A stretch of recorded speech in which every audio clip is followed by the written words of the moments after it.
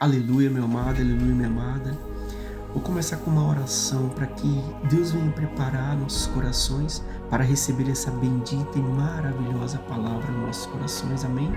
Deus Pai poderoso, capacita-me de acordo, Senhor Deus, com a Tua vontade, Pai. Senhor Deus, abençoe para que os corações que venham, Senhor Deus, receber essa palavra, Pai, venha receber de bom grado, Pai. E venha, Senhor Deus, que esse evangelho venha ser, Senhor Deus, alicerce, Pai, para as diretrizes da vida daqui para frente, Pai. Abençoe para que o Senhor venha ser o centro das decisões, ó Pai, de cada caminho, de cada passo dá, Senhor Deus, em nome de Jesus. Abençoe para que os terrenos, as terras estejam férteis desses corações, ó Pai, para que essa semente do Evangelho maravilhoso e poderoso venha se achar, Senhor Deus, em uma boa terra. E assim, Senhor Deus, crescer, germinar e dar muitos e muitos frutos por onde passar. Que o Senhor Deus venha me usar, Senhor Deus, como tua boca, Pai. Que as palavras venham sair direto do teu trono e não de mim, Pai.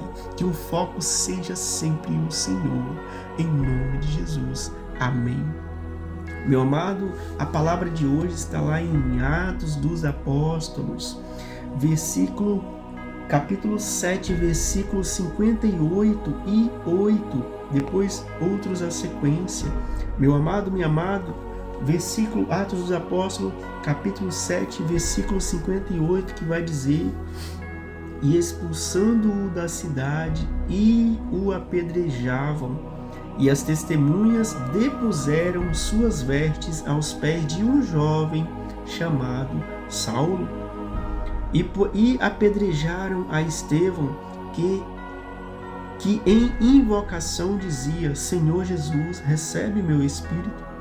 E pondo-se de joelhos, clamou com grande voz: Senhor, não lhes imputes este pecado. E tendo dito isso, meu amado, adormeceu, meu amado. Capítulo 8. E também Saulo consentiu na morte dele, e fez-se naquele dia uma grande perseguição contra a igreja que estava em Jerusalém, e todos foram dispersos pelas terras da Judéia e de Samaria, exceto os apóstolos. Meu amado, minha amada, existe uma verdade extraordinária na história do apóstolo Paulo, meu amado. Deus é especialista em transformar vidas. Olha quão horrível era esse homem. Meus amados, Deus muitas vezes pega vidas que aos olhos humanos seriam impossíveis de transformar. Mas a Bíblia nos relata aqui, que eu acabei de ler, que durante o apedrejamento de Estevão, as testemunhas deixaram suas capas aos pés de um jovem chamado Saulo. Esse jovem não estava ali por acaso, meu amado. Aquele gesto demonstrava que ele aprovava o que estava acontecendo. Ele não só aprovava, ele consentia, né? Ele incentivava. E logo depois, em Atos 1, que eu acabei de ler, declara de forma ainda mais forte: Saulo consentia na morte de Estevão. E a perseguição, meu amado, não terminou, não finalizou ali não. Em Atos 8:3 diz que Saulo assolava a igreja, entrando pelas casas e arrastando homens e mulheres, meu amado, e os lançavam na prisão. Então, meu amado, perceba um detalhe importantíssimo. Saulo não era um simples espectador, ele era um perseguidor implacável do Evangelho, meu amado. Enquanto muitos fugiam dos cristãos, ele os caçava. Enquanto muitos apenas, meu amado, discordavam em opinião do Evangelho, alguma coisa que alguns não concordavam, ele queria destruí-los. Mas havia outro detalhe, meu amado. Lá em Atos 22:3, o próprio Paulo afirma que foi educado, meu amado, aos pés de Gamaliel, um dos mestres mais respeitados de Israel. Ele possuía conhecimento, inteligência, influência e zelo pela lei. Tudo indicava que teria uma carreira brilhante dentro do judaísmo naquela época. Então, humanamente falando, ninguém imaginaria que aquele homem se tornaria um discípulo de Jesus, um seguidor nato de Jesus, lembrando que ele era um outsider, alguém que estava de fora. Então, meu amado, até que chegou o grande dia em que tudo mudou, que nós conhecemos, que no caminho para Damasco, relatado lá em Atos 9, Saulo seguia com várias autorizações para prender cristãos. Mas quem o encontrou, meu amado, foi o próprio Senhor Jesus Cristo, aleluia. E a palavra diz que uma luz brilhou ao seu redor e ele ouviu uma voz que dizia: Saulo, Saulo, por que me persegues? E Jesus diz: porque me persegue, não falou porque persegue a minha igreja. Então, meu amado, naquele momento o perseguidor encontrou aquele que o perseguia. O homem que acreditava estar servindo a Deus percebeu que estava lutando contra o próprio Cristo. Imagina a mente daquele homem, tudo que ele tinha vivido até ali, meu amado, foi derrubado, foi caído por terra. E ele viu que ele estava totalmente errado e que ele era o vilão da história. E foi ali que aconteceu a maior transformação da sua vida. De perseguidor, tornou-se pregador. De inimigo da igreja, tornou-se um dos seus maiores defensores.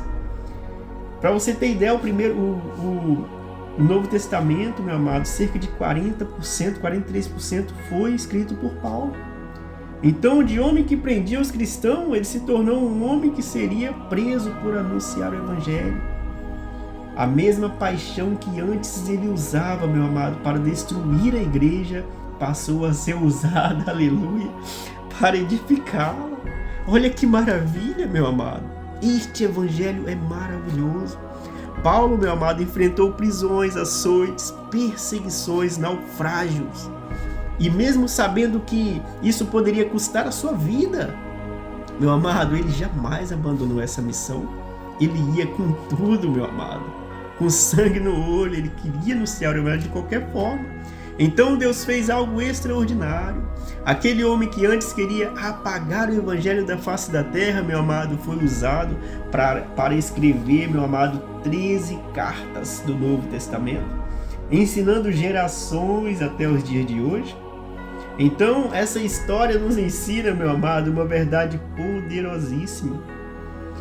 Ninguém está longe demais da graça do Senhor. Ninguém está longe demais que a graça do Senhor não possa cobri-lo. Talvez você olhe para alguém e pense: essa pessoa nunca vai mudar. Talvez você olhe até mesmo para si mesmo, muitas vezes, e pense que eu já fui longe demais, não tem jeito para mim. Muitas vezes a pessoa pode pensar dessa maneira. Meu amado, minha amada, mas a história de Paulo prova exatamente ao contrário. Se Deus transformou um perseguidor em um apóstolo, meu amado, se Deus transformou aquele homem, meu amado, que consentia com morte, que perseguia cristão, que açoitava, arrastava, meu amado. Então, meu amado, o que Cristo não pode fazer por você? O que Cristo não pode fazer, meu amado? Então, meu irmão, minha irmã, Ele também pode transformar qualquer coração que se rende verdadeiramente a Ele. Mas você tem que se render, se entregar, meu amado. Meu irmão, minha irmã, nunca subestime o poder de um encontro com Cristo. Quando Cristo se encontra verdadeiramente contigo e você com Ele, meu amado, tudo muda. Porque o encontro verdadeiro com Jesus não muda apenas o destino de uma pessoa, não, meu amado. Ele muda a sua identidade, sua missão, seu propósito de vida, meu amado. E prepara você para uma eternidade com Ele. Então, creia nessa maravilhosa verdade e deixa Jesus, que está neste momento mais uma vez batendo a porta do seu coração e falando: filho, eis-me aqui, vinde a mim como estás, e eu lhe tomo e lhe refaço. Amém? Receba essa palavra para o teu coração, meu amado, e seja abençoado em nome de Jesus.